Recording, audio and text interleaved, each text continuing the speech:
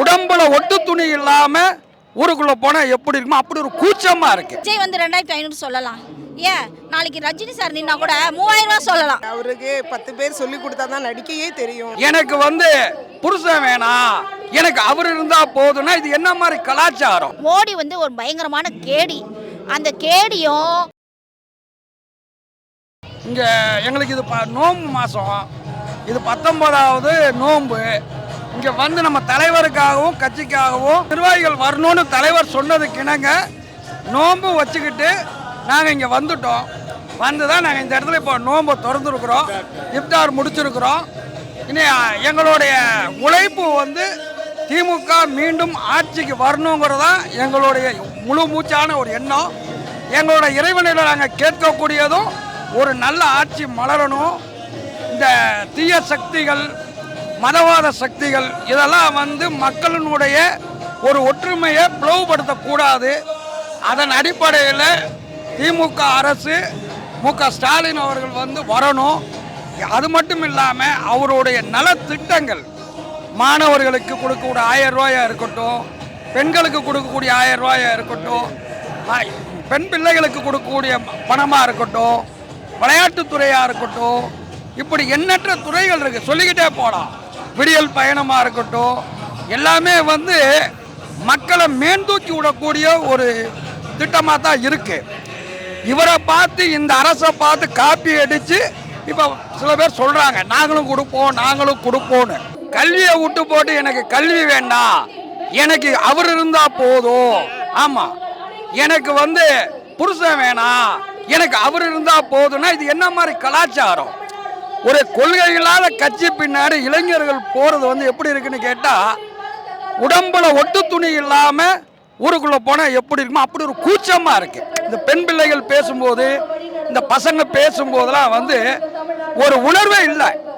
என்ன உணர்ச்சி இருக்கு அவங்கக்கிட்ட? ஒரு கட்சினா ஒரு கொள்கை இருக்கணும், ஒரு தலைவன்னா ஒரு கம்பீரம் இருக்கணும். தன்னுடைய பொண்டாட்டிக்கும் பிள்ளைகளுக்குமே அவர்னால செய்ய முடியல. அது அவருடைய சொந்த விஷயம்னு நம்ம சொன்னாலுமே ஆக்சுவலாக வந்து பொதுத்தளத்துக்கு வந்துட்டா அது விமர்சனத்துக்கு உள்ளானது. இது வந்து அவர் தனி மனிதன் அல்ல, ஒரு இயக்கத்தின் தலைவர்னு அவர் சொல்லிக்கிறாரு. லட்சக்கணக்கான தொண்டர்கள், ரசிகர்கள் இருக்காங்கன்னு சொல்றாரு. அப்படி இருக்கும்போது அவரை கல்யாணம் பண்ணி வந்த சங்கீதாவை அந்த மேடத்தை வச்சு அவர்னால வாழ முடியல. அந்த அம்மா பாவம் கேஸ் மேலே கேஸ் போட்டு வீடு இல்லை, நான் தெருவில் நிற்கிறேன்னு அந்த அம்மா சொல்கிறாங்க.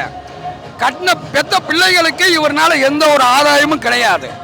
அப்போ இப்படியாப்பட்டவர் எப்படி நம்ம நாட்டுக்கு நல்ல ஒரு ஆட்சியை கொடுக்க போகிறார்? இளைய தலைமுறையை எப்படி வழிநடத்த போகிறார்?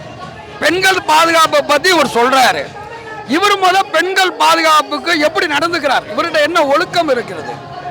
இவர் வந்து தன்னுடைய பொண்டாட்டிய பெண்ணாக மதிச்சிருந்தார்னா இந்த பெண்களுக்கு வந்து நான் நல்லது செய்வேன்னு சொல்றதுல ஒரு அர்த்தம் இருக்குது.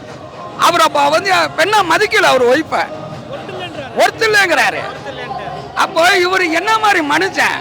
இவரு சைக்காலஜியா சொல்லுவாங்க நீ ஒரு மெண்டல்டான்னு, நம்ம அப்படி சொல்ல முடியாது. ஒருவேளை அவர் டாக்டரை போய் அணுகிறது நல்லதுன்னு நான் நினைக்கிறேன்.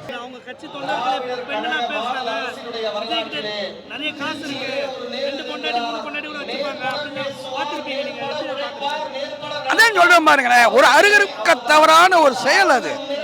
ஒரு சபையில வந்து உடம்பில் துணி இல்லாம போறது எப்படி ஒரு அநாகரிகமான செயலோ அதுதான் விஜய்.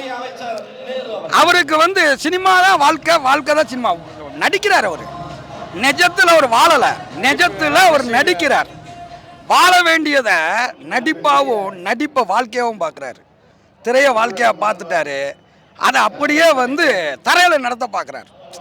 அப்போ இது எந்த அளவுக்கு இருக்கு அப்படின்னா, ஒரு கோமாளியை கொண்டு வந்து ஒரு சபையில் உட்கார வச்சா அங்கே எப்படி இருக்கிறவங்களாம் கோமாளித்தனம் ஆவாங்களோ அப்படி ஒரு நிலைக்கு தான் அது போயிடும். இந்த கோமாளியெல்லாம் நம்பி ஒரு கோமாளி கூட்டம், அந்த கூட்டத்தை மீட்டெடுக்க வேண்டியது திராவிட கழகத்திட்ட இருக்கு. திராவிட முன்னேற்ற கழகம் வந்து அதுக்கு தான் அரும்பாடுபடுது. நீங்கள் படிங்க, முன்னேறுங்க. நீங்க முன்னேறினா உங்க வீடு முன்னேறும், உங்க வீடு முன்னேறினா இந்த நாடு நல்லா இருக்கும், நாடு ஆட்டோமேட்டிக்கா முன்னேறிடும். தற்குறி பேச்சை கேட்டு நீங்களும் தற்குறியாகி நாட்டையும் தற்குறித்தனமா ஆக்கிறாதீங்கிறது தான் திராவிட முன்னேற்ற கழகத்தோட கொள்கையா இருக்கு. நீங்கள் ஒரு 5000 பேர்த்துக்கு ஸ்கேன் பண்ணுற மாதிரி டோக்கன் சிஸ்டம் கொடுத்து அந்த 5000 பேர்த்தையே ஒரு தலைவனால் கட்டுப்படுத்தி உள்ள ஒரு இடத்துல நிற்க வச்சு அரை மணி நேரம் ஒன்றால் பேச முடியல.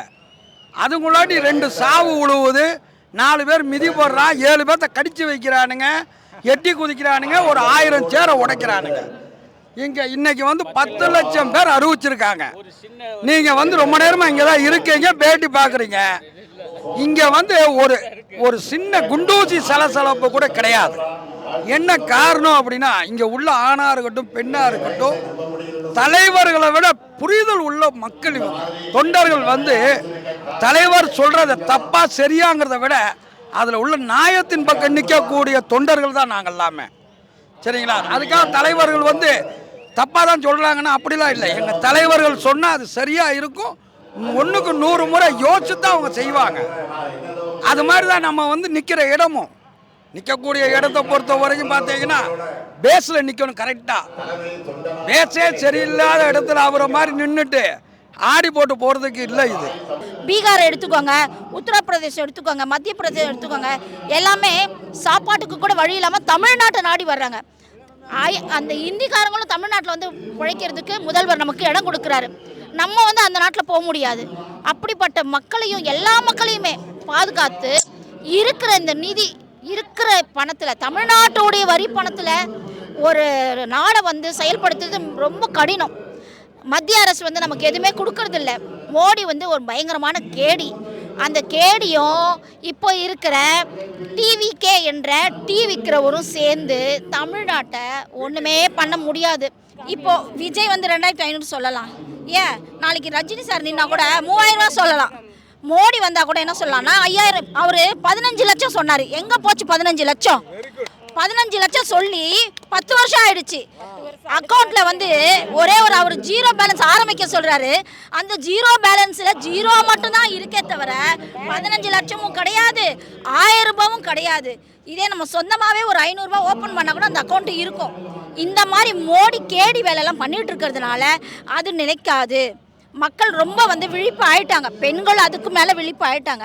ஸோ பெண்களுடைய அனைத்து ஓட்டுமே திமுகவுக்கு தான். இதில் எந்த மாற்று கருத்துமே கிடையாது. பெண்கள் பாதுகாப்பு இல்லைன்னு சொல்கிறதுக்கு காரணம் என்னன்னு பார்த்தீங்கன்னா, அவர் பார்க்குற பெண்கள், அவருடைய மனைவியை வழி நடத்துகிற விதம் பாதுகாப்பு இல்லை. அவர் அதுக்கு உண்டான அந்த சமூக நீதி அவருக்கு வழங்கலை. அவருக்கு உண்டான அந்த மரியாதையை அவர் கொடுக்கலை. அதுக்கேற்ற மாதிரி ஊடகங்களும் அவங்களையும் திராவிட மாடல் ஆட்சியும் பயன்படுத்துவாங்க. தவறான செய்திகளை தயவு செய்து பரப்ப வேண்டாம். ஒரு பெண்ணை பற்றி இழிவுபடுத்தி பேசக்கூடாது. அவளும் பெண்தான், இவளும் பெண்தான். ஆனால் அரசியலுக்காக பெண்களை தயவு செய்து இழிவுபடுத்தி மானங்கப்படுத்தி பேசவே கூடாது.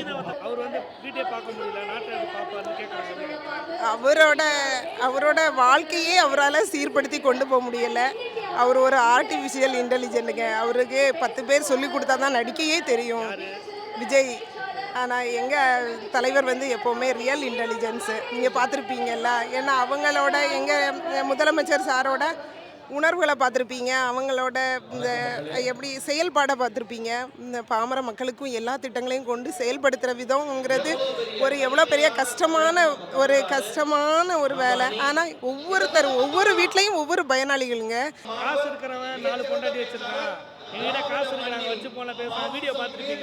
ஆமாங்க, இந்த வீடியோவில் இருந்தே அவங்களோட இந்த கல்ச்சர் தெரியுது இல்லை, அவங்களோட இந்த கேரக்டர் குணநலங்கள் வெளியே காட்டுறாங்களா. அதாவது காசு இருந்தால் 4 பொண்டாட்டி வைக்கலாம்னு சொல்கிறவங்க, நான் இந்த காசு இருந்த பதவி வந்தால் இன்னும் 40 ஒய்ஃபு கூட வைக்கலாம்னு சொல்லுவாங்கங்க.